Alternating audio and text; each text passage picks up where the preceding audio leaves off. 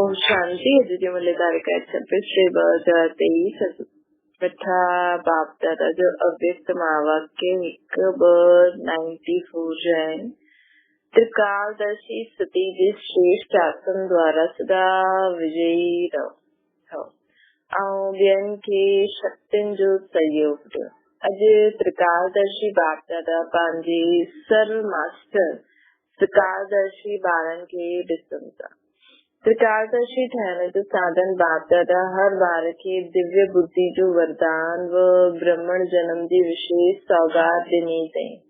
छो जी दिव्य बुद्धि द्वारा ही बाप खे पंहिंजे पाण खे ऐं किन्हनि कालनि खे स्पष्ट समझी सघंदा आहिनि। दिव्य बुद्धि तथा याद द्वारा ही सर्व शक्तियुनि खे भी असां पंहिंजे में धारण करे सघंदा आहियूं।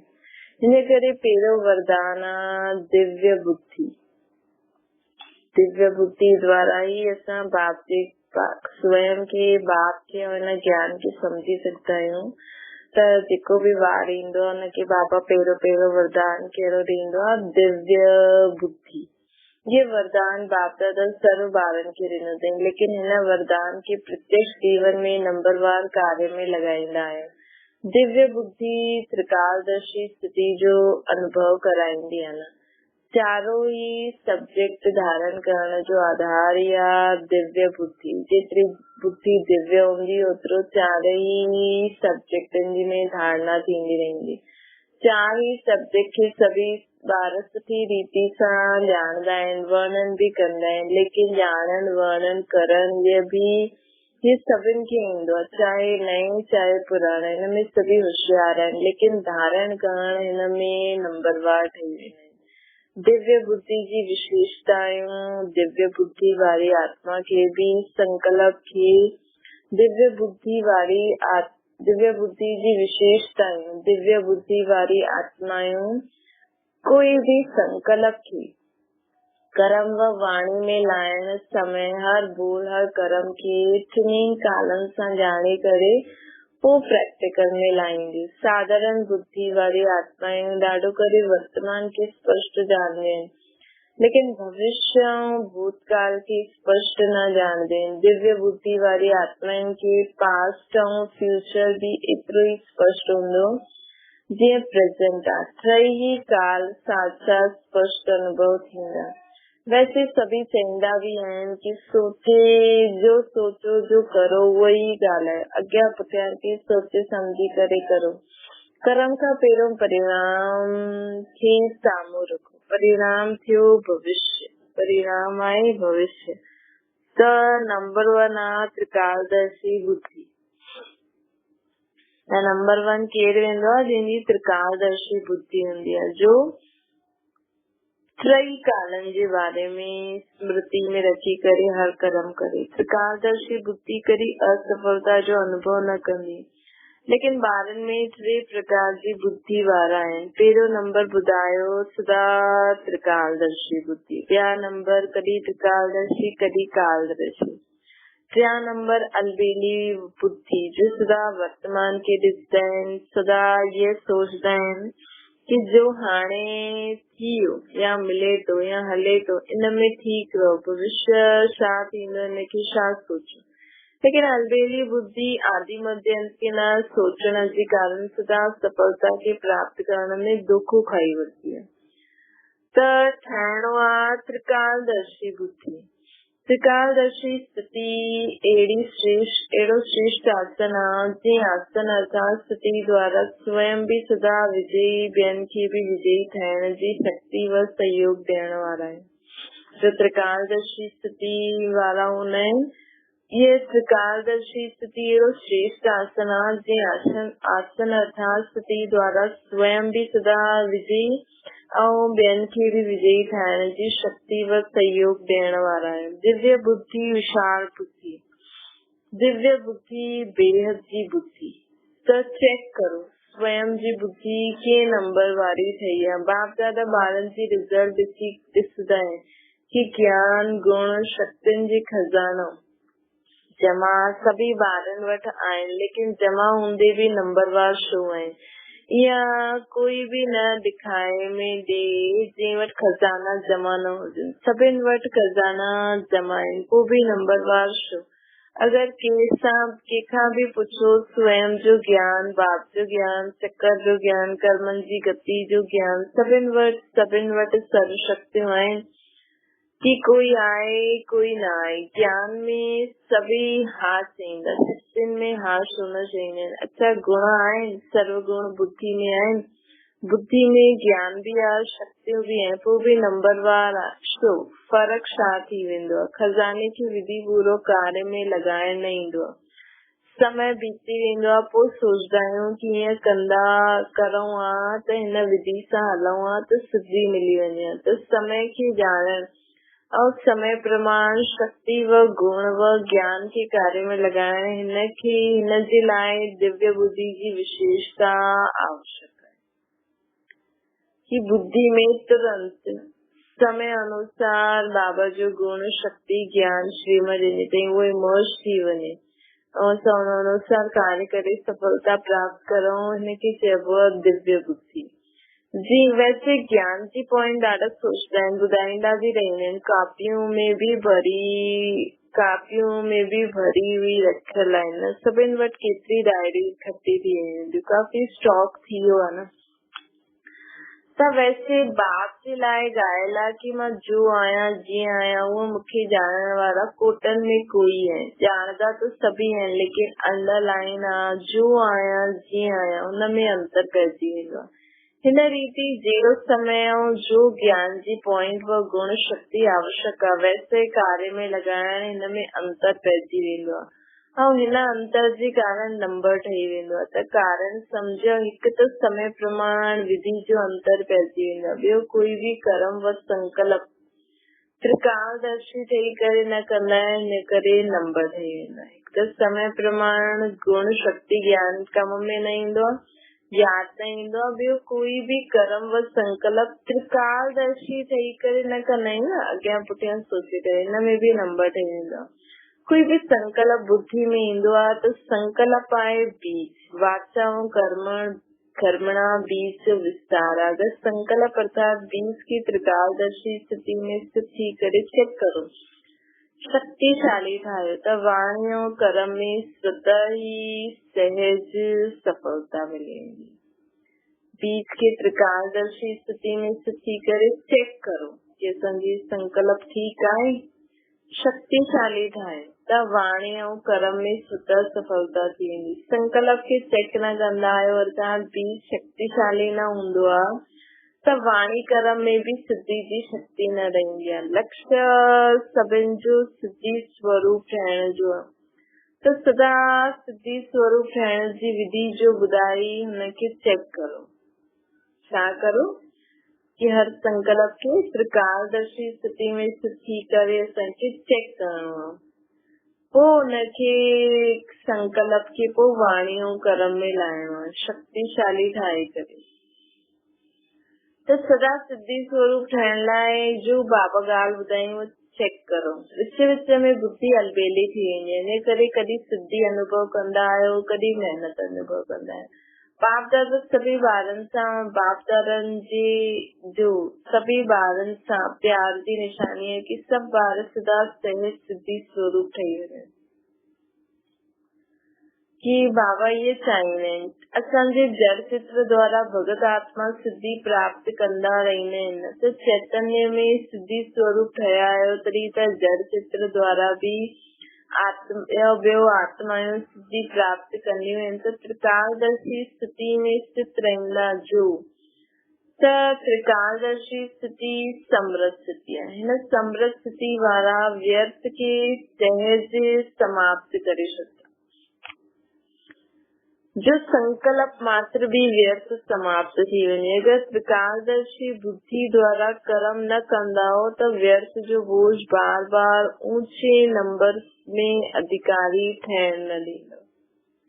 अगर असां त्रिकालदर्शी स्थिति में स्थित थी करे संकल्प खे चेक न कयो, हुन अनुसार कर्म बोल न कयो त व्यर्थ जो खातो असांखे अॻियां वधण न ॾींदो आहे, उच्च नंबर में अधिकार ठहण न ॾींदो आहे। त दिव्य बुद्धि जो वरदान सदा समय ते कार्य में लगायो। बाप दादा पहिरियों बि इशारो ॾिनो हुई कि ज्ञानी योगी आत्मायूं ठहिया आहियूं।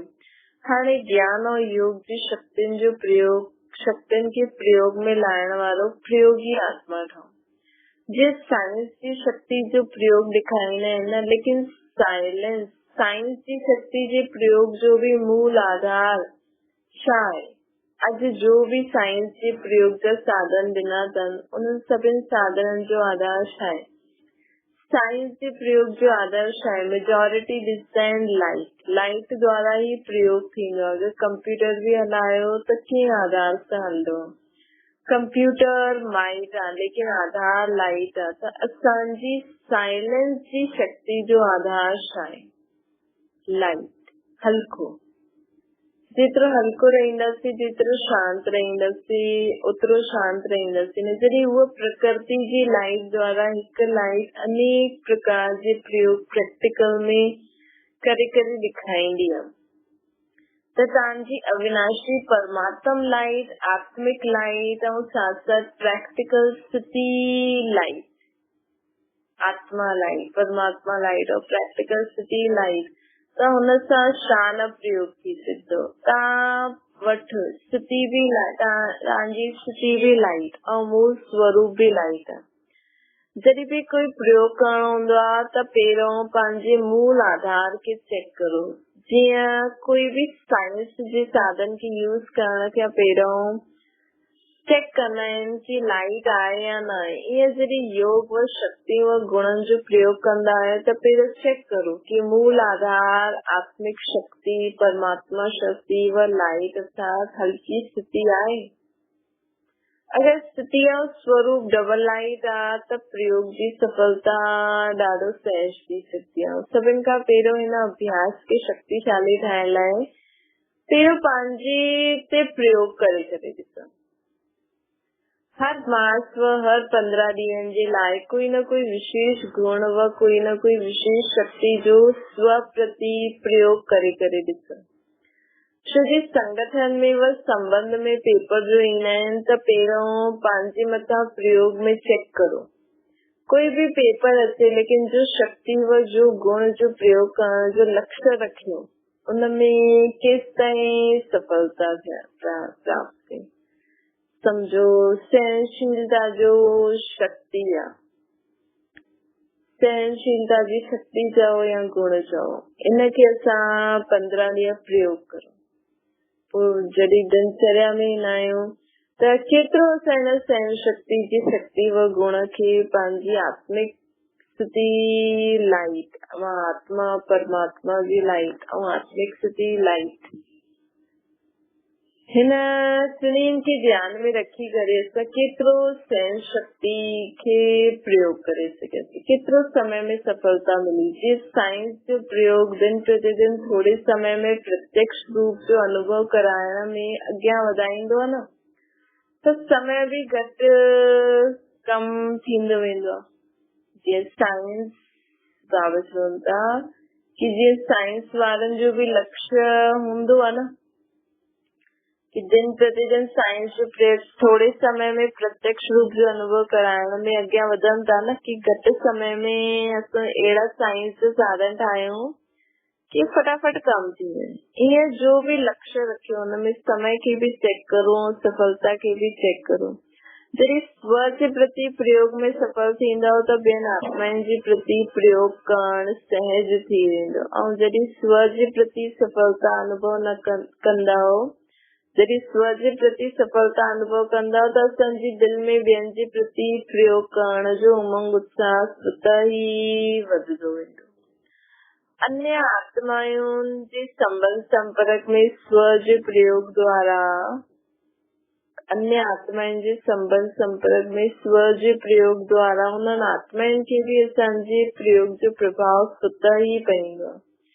जीअं हिकु दृष्टांत साम्हूं रखो कि मूंखे सहन शक्ति जो प्रयोग करणो आहे, त जॾहिं स्वयं में सहन शक्ति जो प्रयोग कंदा त जो ॿियूं आत्मायूं असांजी सहन शक्ति खे हिलाइण जे निमित्त आहिनि, उहे भी बची वेंदियूं। ऐं उन्हनि उन्हनि जो बि त किनारो थी वेंदो न। ऐं जीअं नंढा नंढा संगठन में रहंदा आहिनि, सेंटर्स आहे त सेंटर्स जे नंढा संगठन आहिनि, त पहिरियों स्व जे प्रति ट्रायल करो, पोइ पंहिंजे नंढे संगठन में ट्रायल करो। संगठन रूप में प्रयोग, संगठन रूप में कोई भी गुण व शक्ति जे प्रयोग जो प्रोग्राम ठाहियो। उन सां छा थींदो, संगठन जी शक्ति सां हुन गुण व शक्ति जो वायुमंडल ठही वेंदो, वाइब्रेशन फैलायो ऐं वायुमंडल व वाइब्रेशन जो प्रभाव अनेक आत्माउनि ते पवंदो। असां जॾहिं सेंटर्स या काथे बि अगरि घर में बि तव्हां हिक ॿिए सां व्यवहार करे हलो था त सभु हिक ॿिए सां मिली करे पोइ सहन शक्ति जो प्रयोग करो, त हिन सां छा थींदो, वायुमंडल वाइब्रेशन फैलिजी वेंदो, पोइ उते सभी सहन करण सभिनि खे आसान थी वेंदो। त इहे प्रयोगशाली आत्माएं ठहो। पहिरियों स्वयं में संतुष्टता जो अनुभव करो, पोइ ॿियनि में सहज थी वेंदो। छो जी विधि अची वई न, जीअं साइंस जा कोई भी साधन खे पहिरियों सैंपल जे रूप में प्रयोग कंदा आहिनि, पोइ विशाल रूप में प्रयोग कंदा आहिनि। ईअं असां पहिरियों स्वयं खे सैंपल जे रीति सां यूज़ करो। जेतिरो इहो प्रयोग करण जी रुचि वधंदी वेंदी, बुद्धि मन हिन में बिजी रहंदो, त नंढियूं नंढियूं ॻाल्हियूं जो समय लॻाईंदियूं आहिनि, शक्ति लॻाईंदियूं आहिनि, उन्हनि सां बची वेंदासीं न। सहज जी अंतर्मुखता जी स्थिति पंहिंजी तरफ आकर्षित कंदी, छो जी कोई भी चीज जो प्रयोग ऐं प्रयोग जी सफलता स्वतः ही ॿिया तरफ़ खां किनारो कराए छॾंदी आहे। इहे प्रयोग त सभी करे सघंदा आहिनि न, की मुश्किल आहे। हिन वर्ष प्रयोगशाली आत्मा ठहो, सम्झो छा करणो आहे। हर हिकु स्वयं जे प्रति प्रयोग में लॻी वञे त प्रयोगशाली आत्माउनि जो संगठन केतिरो पावरफुल ठही वेंदो। उहो संगठन जी किरणियूं अर्थात वाइब्रेशन ॾाढा कार्य करे ॾेखारींदा आहिनि। इन में सिर्फ़ दृढ़ता खपे की मूंखे करणो ई आहे, ॿियनि जे अलबेलेपन जो प्रभाव न पवणो खपे। असांजी दृढ़ता जो प्रभाव ॿियनि ते पवणो खपे, छो जी दृढ़ता जी शक्ति श्रेष्ठ आहे या अलबेलेपन जी शक्ति श्रेष्ठ आहे। वरदान, बाप दादा जो वरदान आहे, जिते दृढ़ता आहे उते सफलता आहे। तो छा ठहिणो आहे, प्रयोगशाली त्रिकालदर्शी आत्मधारी आत्मा। असांखे प्रयोगशाली त्रिकालदर्शी आसनधारी आत्मायूं ठहिणो। ऐं थियो छा कंदव, जीअं समय ओड़ो विधि तो सिद्धि स्वरूप। त वर्ष जो इहा होमवर्क आहे, इहा होमवर्क स्वतः ही बाप जे समीप लाईंदो, छो जी अंतर्मुक्त थींदा वेंदासीं न। जीअं ब्रह्मा बाप खे ॾिठो, कोई भी कर्म जे पहिरियों आदि मध्य अंत खे सोचे सम्झी करे कर्म कई ऐं कराई, अलबेलोपन न कई। जीअं थियो ठीकु आहे, हलो हलणो ई आहे, न त फॉलो ब्रह्मा बाप करो। फॉलो करण त सहज आहे न, कॉपी करणो आहे न, कॉपी करण जो त अकल आहे न। अच्छा, ये ग्रुप चांस वठण वारो ग्रुप आहे, एक्स्ट्रा लॉटरी मिली आहे। जो अचानक लॉटरी मिलंदी आहे त हुनखे ख़ुशी ज्यादा मिलंदी आहे न। त इहे लकी ग्रुप थियो न, चांस वठण वारो लकी ग्रुप आहे। ॿिया सोचदा आहिनि कॾहिं वेंदा, ऐं तव्हां सोचदा आहियो पहुची विया। हाणे डबल विदेशन जो टर्न शुरू थियो। भारतवासियुनि पंहिंजी लॉटरी वरिती, चारों ओर जे डबल विदेशी ॿारनि जो रिट्रीट जो प्रोग्राम ठाहियो, हुनमें महिनत सुठी कई। विशेष निमित आत्माउनि खे समीप लाइण जी विधि सुठी आहे। ऐं जेतिरो हिम्मत रखी अॻियां वधंदा ओतिरो सफलता हर वर्ष श्रेष्ठ श्रेष्ठ मिलंदी रहंदी। ईअं अनुभव थींदो आहे न बाबा। जेतिरो हिम्मत रखी अॻियां वधंदा ओतिरो सफलता हर वर्ष श्रेष्ठ श्रेष्ठ मिलंदी रहंदी। ईअं अनुभव थींदो आहे न। कोई समय हुयो जो निमित विशेष आत्माउनि जे संपर्क करण बि मुश्किल लॻंदो हुयो, ऐं हाणे छा लॻंदो आहे, जेतिरो सोचदा आहियो उन खां ॿियो ई ज्यादा ईंदा आहिनि। तो ये हिम्मत जो प्रत्यक्ष वाला भारत में भी संपर्क वधंदो वेंदो आहे। पहिरियों तव्हां निमंत्रण ॾियण जी महिनत कंदा आहियो, हाणे स्वयं अचण जी ऑफर कंदा आहिनि, फर्क़ु थी वियो न। उहे चईंदा आहिनि असां हलूं, तव्हां चईंदा आहियो नंबर न आहे। इहा आहे हिम्मत बच्चे मदद बाप जो प्रत्यक्ष स्वरूप। अच्छा, चारों ओर जे मास्टर त्रिकालदर्शी ॿारनि जी सदा समय जी महत्व खे ॼाणे ऐं समय प्रमाण खजाननि के कार्य में लॻाइण वारा दिव्य बुद्धिवान आत्माउनि खे बाबा ॾिसो सभिनि खे दिव्य बुद्धि जो वरदान था ॾियनि। सदा अंतर्मुखता जी प्रयोगशाला में प्रयोग करण वारी प्रयोगशाली आत्मायूं, सदा हिम्मत द्वारा बाप जी मदद के प्रत्यक्ष अनुभव करण वारी आत्माउनि खे बाप दादा जो यादगार दादन सां मुलाक़ात। तव्हां निमित आत्मायूं कहिड़ी प्रयोगशाला में रहंदा आहियो? सॼो ॾींहुं कहिड़ी प्रयोगशाला हलंदी आहे? नई नई इन्वेंशन हलंदी रहंदी आहे न, नया नया अनुभव कंदा आहियो न, ऐं नई नई विधि बि टचिंग थींदी रहंदी आहे। छोजी जो निमित आहे न, उन्हनि खे विशेष नई नई ॻाल्हियूं टच थियण जो विशेष वरदान आहे। थोरो समय बि बितायो त वीचार हलंदो आहे न, टचिंग ईंदी आहे न कि हाणे इहो थिए, हाणे इहो थिए, हाणे इहो थियणो खपे। जो निमित आत्माउनि खे विशेष उमंग उत्साह वधाइण जो व परिवर्तन शक्ति खे वधाइण जी प्लान जी ज़रूरत आहे। त निमित आत्माउनि खे विशेष उमंग उत्साह वधाइण जी व परिवर्तन शक्ति खे वधाइण जी प्लान जी ज़रूरत आहे। उमंग उत्साह परिवर्तन शक्ति इन जे बिना रही न सघंदा आहिनि। बुद्धि हल्दी आहे न, ॾिसी ॾिसी आश्चर्यवत न थींदा आहिनि, लेकिन उमंग में अॻियां वधण जे लाइ प्लानिंग बुद्धि ठहींदी आहे न। माया संगठन खे हिलाइण लाइ नया नया प्लान्स ठाहींदी आहे, नई नई ॻाल्हियूं ॿुधंदा आहियो ऐं तव्हां माण्हू सभिनि खे हिम्मत उमंग उत्साह लाइण जे प्लान ठाहींदा आहियो। माया संगठन खे हिलाइण लाइ नया नया प्लान्स ठाहींदी आहे, नई नई ॻाल्हियूं ॿुधंदा आहियो ऐं असां हिम्मत उमंग में लाइण जा प्लान ठाहींदा रहंदा आहियूं। कॾहिं आश्चर्य लॻंदो आहे? न लॻंदो आहे न। माया बि पुराणी विधि सां थोरी पंहिंजो ठाहींदी, उहा बि त नवीनता लाहींदी। अच्छा, ओम शांति। वरदान आहे शुद्ध मन दिव्य बुद्धि जे विमान द्वारा सेकंड में स्वीट होम जी यात्रा करण वारा मास्टर सर्वशक्तिमान था। साइंस वारा फास्ट गति जी यंत्र कढण जो प्रयत्न कंदा आहिनि, हुननि जे लाइ केतिरो ख़र्चो कंदा आहिनि, लेकिन समय ऐं एनर्जी लॻाईंदा आहिनि। लेकिन असां वटि एतिरी तीव्र गति जो यंत्र आहे जो बिना ख़र्च जे सोचो पहुची वियासीं।